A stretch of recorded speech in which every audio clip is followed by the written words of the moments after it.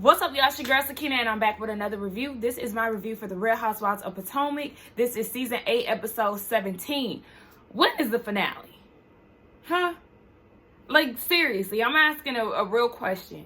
When are we going to get to the finale? Because this isn't it. They've already went on the cash trip, the international cash trip. So it's like, let's get to it, because let's wrap this up. But at the same time, it's like, I got this show. This is wrapping up soon. Well, not that soon, because you still got the reunions. But it is wrapping up soon. And then Ready to Love is getting ready to wrap up. Housewives of Beverly Hills and Miami, they're done now. So, I mean, I am doing Summer House Martha's Vineyard. I think that's next week, so I'm excited about that. But yeah, I am ready for this to come on and wrap up, but at the same time, it's like, girl, okay, well, at this point, you only gonna have but so many shows that you reviewing, because I don't see any upcoming things outside of Martha's Vineyard that I'm going to be filming, so I don't know. Anywho, be sure to check us out tonight on the Whether You Like It or Not panel, hosted by Giving You the Real Tea. It will be at 8:15 Eastern Standard Time, so be there and check the community tab to set your reminders. So let's go ahead and get into this review. So we see all the ladies doing their things, their own personal things. Karen is at the cardiovascular office. Is that cardiovascular office? I think I'm saying that right. For her heart. Remember, they did see a little plaque, but she has an update, and it looks like the plaque is gone. So Vernon is clearly doing something, Robin. Okay? And then we see that, who did we see? Child. We see Ashley and Giselle. Oh, hold on. I got some water boiling for my tea. I forgot. Hold on. All right, so I'm in the clear. Didn't burn the house down. But we see Ashley and Giselle preparing for this fashion show for their athleisure brand, G&A. Now, when I hear this name, it really puts me in the mindset of the news, because my mind goes to GMA, Good Morning America. This name is just so lazy. It had no creativity, no thought in it, and it still baffles me that two of the least fashionable women of the group decided to come together to create a fashion line or a clothing brand. This doesn't make sense. It just doesn't add up. What also doesn't add up is this outfit. Now, this does not scream athleisure to me. It just doesn't. The material makes it look super cheap. In the picture that I'm showing, it probably is not the best quality. Y'all will have to watch the episode if you haven't to really get the full gist of what the outfit looks like. But this is not it. Granted, when I was younger, my aunt used to work out in the I Can't Stand the Rain, big puffy silver, outfit. Well, it wasn't silver. My aunt's was silver, but Missy's was black. But my aunt used to work out in something similar to the top that Miss Lady is wearing. But no. This is a mess. This is a mess. And they talking about they put all this blood, sweat, and tears into this brand. No, y'all didn't. This sounds like some shit y'all came up with right before the season started just to have something to talk about. But I'm gonna save my thoughts for the actual show, or the fashion show, I guess, that we'll see later on in the episode. But this is a mess. Moving on to NECA. Her and Ike, they're in the hospital getting ready to get the it's not IUD. It's basically inserting Ike's sperm into her uterus, okay, to create a baby. Now, they were supposed to, get the juices flowing for Ike. He had to put some sperm in a cup. And so the doctor or the nurse is like, yeah, we gonna get y'all together. Y'all go ahead and get into this room. Don't use no lubricant, no saliva. Just make it happen without those. And NECA was like, oh, this is just the bathroom. I thought that it was gonna be one of those situations where it was like, maybe some XXX magazines, a little something on the TV. It was just the bathroom. So they had to work with what they got. And they had production laughing, awkwardly waiting for the thing to get done. It was just like, oh my gosh, it's kind of awkward. You just sitting there waiting for this man to basically come in a cup and yeah, just kind of continue on with filming like nothing happened. But we seen that is it incision? Ain't incision like a cut? We seen them insert the sperm into her vagina, and so we'll just see what happens next, damn it.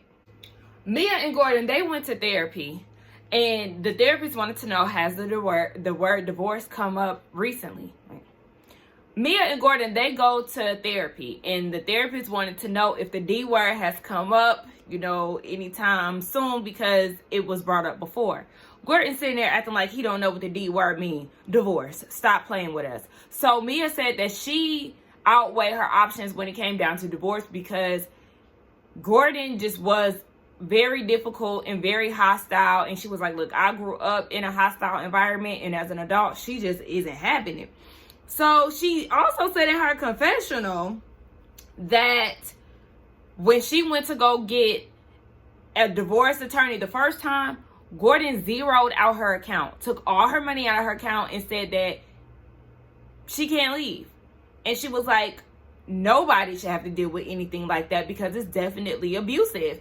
And I would have had to see it through, baby, because at this point, you're making your own money with this show. Baby, I would have been out of there because there's no way in hell you think that you're going to trap me with your money and use that against me and feel like I can't leave. That's even more of a reason for me to get the hell on. So then I don't know if they talked about that in therapy or not, but I feel like that's definitely something that needed to be said. So they talked about intimacy, and Gordon feels like they're fine in that department because he's attentive to her.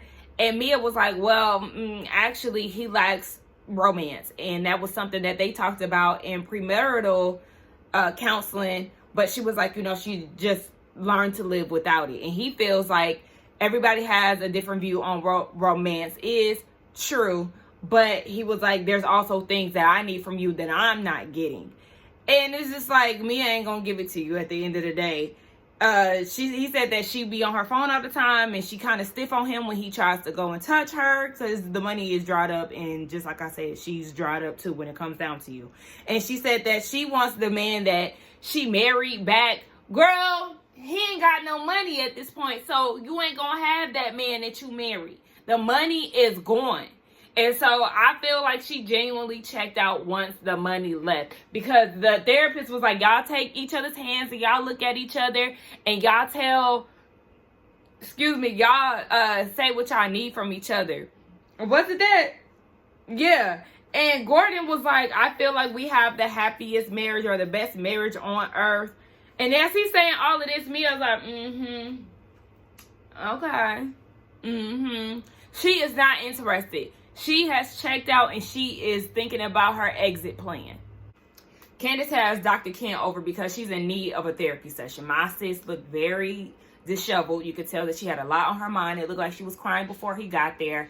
And so she just wants to talk to him because she is kind of conflicted. Career or baby. Her and Chris have been talking about having a baby. And at this point, she just kind of feels like her time is running out with that. She feels like maybe she was just a little too ambitious when it comes down to putting her career on the forefront. But this is something that she actually wants. So Dr. Ken was like, are you going to, use fear as an excuse to not experience motherhood? She feels like maybe it's not meant for her to be a mom. And we know that she had, some traumatic experiences based on the relationship with her and her mom, and it kind of made her not want to have children. But in our reality, she really wants to be a mom. So I feel like there you have it.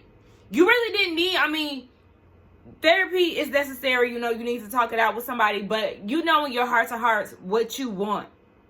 Put the music career on the back burner for a little bit. You can still be pregnant and do both as well. It's girls out here younger and earlier on in their career, and they're still doing it. So you can do it too.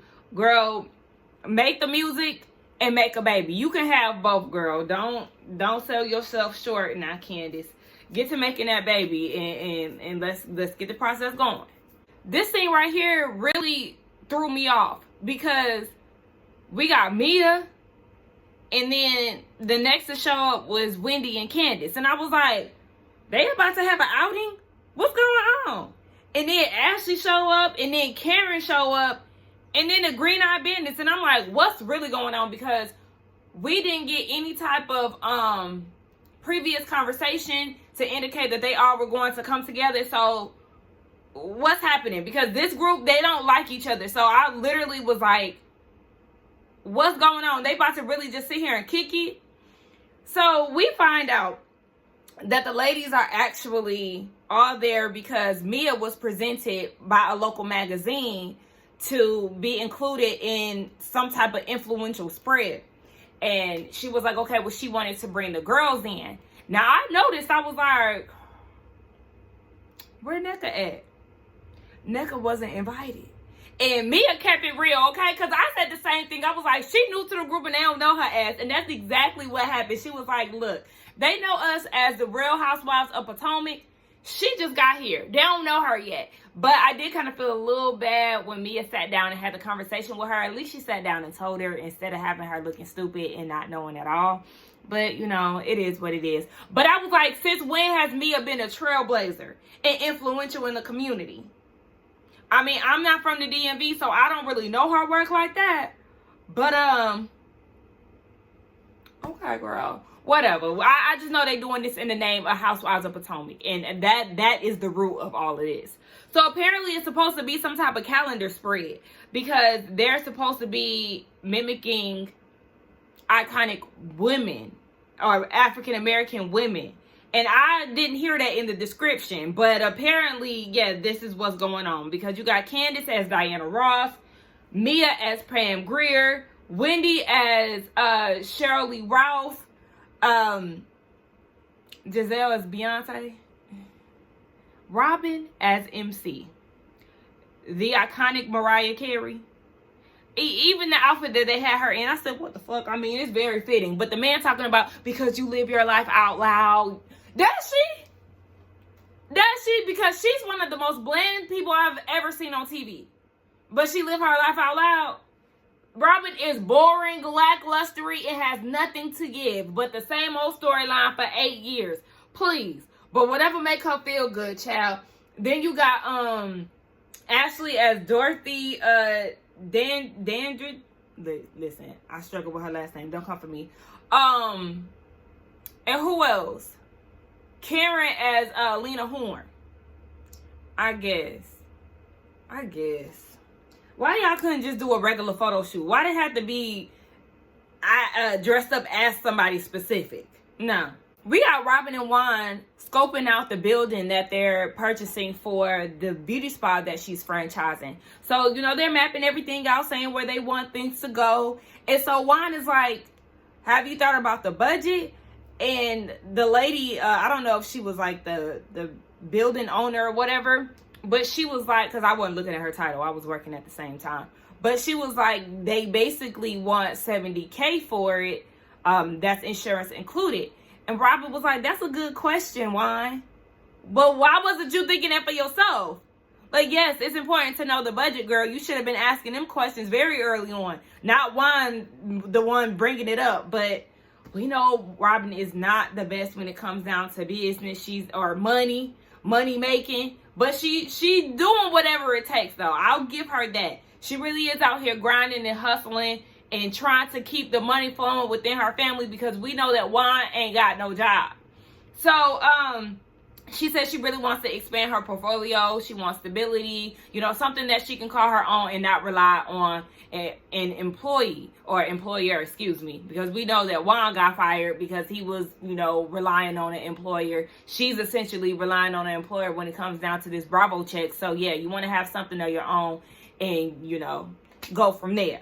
And like I said, shout out to Robin for holding her family down, because I know in relationships, things like that happen. You know, somebody might take a hit and somebody else might be carrying a bigger load at the time. Whatever you have to do to, you know, get through it and provide for your family. But what I want to know is, what is Juan doing? Why haven't we, I know he isn't in the forefront, he's just a husband, but why haven't we heard anything about him applying for a job? Yes, we heard him on the phone when they went to that cooking class at one time, but what else are you doing, sir? Let's get an update. Okay, now we got to come at you like a probation officer. Have you been applying to any jobs? What's going on? But anywho, Robin tells him that Giselle was dealing with some stuff with her family. Come to find out, she actually gets on the phone with Giselle, and we find out that her dad was sick. And he hadn't been informing her on his health issues. It had been about 2 weeks before he told her what was going on. So she was down, I guess, in Louisiana with him. I think that's where he lives. But we know that he did pass away, and he actually had brain cancer. And that's sad, and I think that it sucks the fact that he didn't tell her what was going on with her. I mean, with him. Because it just kind of made me think about my granny and the severity of her passing. She passed from cancer. She had cancer, breast cancer, years before then. But then she got cancer again. And I had to start piecing together what was going on. Because, like, family started to come into town and stuff. And I'm like, if they're coming into town, there's something serious going on. But they were trying to keep me from it because, I'm emotional and everything. But it's just like, that's not fair. Like, you have to let your loved ones know what's going on and let them, take on the situation, how they handle it. But you still have to keep them informed. That's Dr. Wendy to you, okay? So we see Wendy preparing for her Dr. Wendy show, and she's nervous, and, she went over budget. I said, now, listen, you are not the one. You are not the one who ain't the greatest at saving money, Miss Ma'am, because I forgot how far over budget. I think she said 20K. Maybe I'm wrong. Like, don't get me wrong. Don't get me wrong. I might be saying that wrong, but I do know that Eddie cashed that check. I cashed the check, but he wrote the check for 50K. She was like, you don't have to do that. But when he handed it over, you took it with no hesitation. I love it, though. So I am kind of with everybody else in the sense of she shouldn't put that much pressure on herself to start this YouTube channel. Because, listen, baby, even though I'm not at the status of Dr. Wendy, a lot of us started our YouTube channels just with a basic camera, baby. I'm working off my iPhone 11, my old phone. Okay? And we doing just fine around here. I mean, we still got room for growth and everything else. But it's like, you have to start somewhere. You don't have to get, the fanciest of the fancies in order to produce a really good YouTube show. Shout out to her for, putting time and quality into her show. I definitely appreciate that. But you can't start on a smaller scale and it still be a great show and it still gain the traction that you want. So this specific topic that she's talking about is Black Girl Magic, and you have 4 Black women, really 5, including Wendy, speaking about things that matter, voting and everything else. You got the Jasmine brand there. You got a White House correspondent, just women of the industry, shall you say, of entertainment, of politics, things of that nature. And it really seemed like a really good show, the way that they spoke to each other and laughed and understood. I was like, okay, I really want to tune in for that. I actually seen it because I do subscribe to Wendy's YouTube channel. I do see that she has it. I guess it's supposed to be a premiere, so she does have that notification up. But yeah, I really do love that for Wendy. It looks like they had a really, really good time, and I'm gonna have to check that out.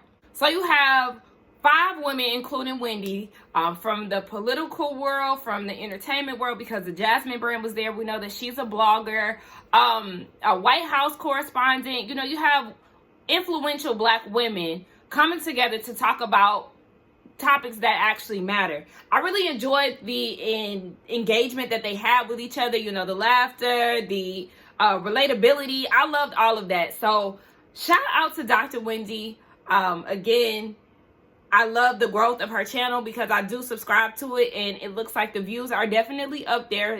Some topics don't really seem to hit like others, but she's doing the damn thing. I really want to go ahead and watch that interview because it looked very interesting. It seemed like the ladies really enjoyed each other. So get y'all's reminder set, because I don't know when she's going live with it, but I know I looked earlier on YouTube and I seen that she had I think it's going to be premiered later on. I don't know when it is, but definitely check that out because I am too. Shout out to Dr. Wendy. Y'all know I love her and I love to see it. It's the day of the fashion show for GNA. And Giselle is there. You know, she is fresh from Atlanta. Her dad is actually in Atlanta. And, you know, she's thanking Ashley and the rest of the team for pulling through, because clearly she just hasn't been in the headspace or even been there to really orchestrate anything for this event. And so the girls started to arrive, and you see Karen there showing her support to Giselle. She said that she could clearly tell that Giselle had been in tears, and she'd just rather be with her dad. You know, rightfully so. So the rest of the girls show up. Sharice gives TJ Maxx Marshall's realness. Every time she pulls up with an outfit, I'd be like, girl, what is this? What is this? I mean, I know that you're really that girl in Potomac, but you don't serve that girl looks. Like, really, Karen got you beat when it comes down to it. And I just don't understand why it's hard for you to pick a good unit that shapes your face and compliments you. Get you some makeup that looks good on you, because your eyeshadow and everything else always look ran down. Look like you've been baking in the sun somewhere and it's just wearing off. And the outfits are just so blah. Like, they have no shape to them. It's just like you put them on. You don't style it. You just put it on with a damn chunky wedge or whatever the hell and call it a day. No, ma'am. And I know a lot of people don't really like that confessional look that she has, but I feel like she looks really good. That's her best look. I feel like that look and the look that Sharice had for that reunion where she was talking about blue eyes, those two were my favorite Sharice looks. Everything else, I just be like, why? Why can't you get a good team?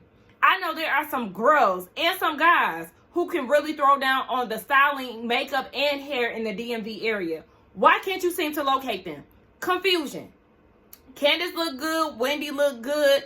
Even Robin looked good. I said, Robin, okay. You know, Giselle, her dress was black. It's, you know, as simple as that. Really nothing to it. I mean, her hair looked crunchy as usual. So it's just like, it is what it is. Ashley, she looked straight.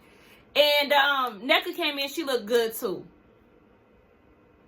Deborah, she comes in and I'm like, child, every time they put a little shady sound effect in there, that shit cracks me up.